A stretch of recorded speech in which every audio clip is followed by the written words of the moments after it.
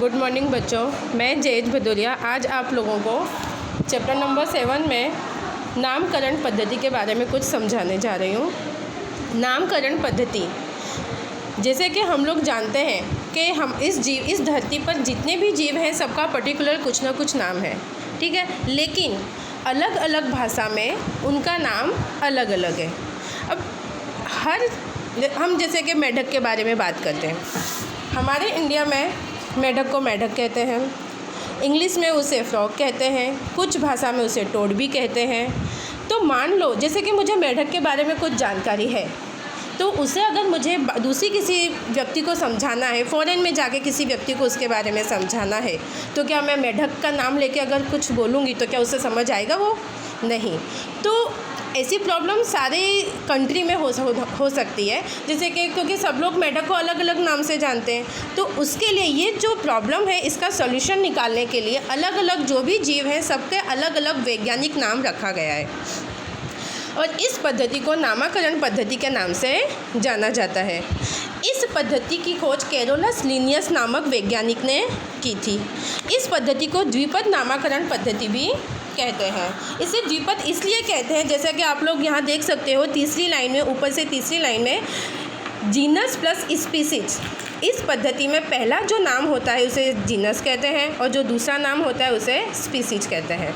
Species को प्रजाति भी कहते हैं, ठीक है। तो इस पद्धति को द्विपद नामकरण पद्धति इसीलिए कहा जाता है क्योंकि ये पद्धति दो पदों में बांटी गई है, ठीक है। अब यहाँ पर आप लोग देख सकते हो आम का नाम साइंटिफिक नाम है मैंजीफेरा इंडिका, मेढक का साइंटिफिक नाम है राना टिग्रिना, मनुष्य का साइंटिफिक नाम है होमो सैपियंस, हाथी का साइंटिफिक नाम है एलिफस मैक्सिमस, बिल्ली का साइंटिफिक नाम है फेलिस डोमेस्टिकस।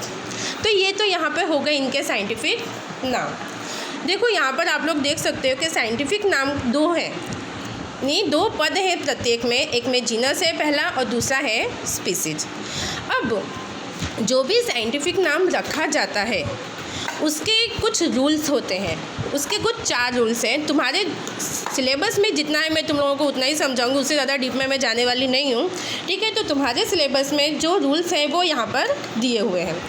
तो उसके जो 4 रूल्स हैं, पहला यहाँ पर मैंने लिखा हुआ है फर्स्ट, सेकेंड, थर्ड और फोर्थ। फर्स्ट, यहाँ पर आप लोग देख सकते हैं हाथी का साइंटिफिक नेम है एलिफस मैक्सिमस, ठीक है। यहाँ पर जो एलिफस है उसका जो पहला लेटर है वो कैपिटल है और जो मैक्सिमस है उसका जो पहला लेटर है वो स्मॉल है। तो यहाँ पर आप लोग देख सकते हैं कि जीनस का पहला लेटर कैपिटल होता है और स्पीसीज़ का पहला लेटर स्मॉल होता है। यानी यहाँ पर आपके 2 रूल आप लोगों को समझ में आ गए कि साइंटिफिक नेम में पहला जो लेटर होता है वो कैपिटल होता है और जो दूसरा होता है वो स्मॉल होता है। अब हम आते हैं तीसरे रूल पर। तीसरे रूल में हम जो भी इसे लिखते हैं इंग्लिश में जब लिखते हैं, जैसे कि यहाँ पर आप लोग देख सकते हैं मेढक है, मनुष्य है, हाथी है, बिल्ली है। तो जब इंग्लिश में इस नाम को जब लिखा जाता है, जैसे कि हम मेढक की बात कर रहे हैं राना टिग्रिना, तो जो उसका पहला लेटर जो होता है वो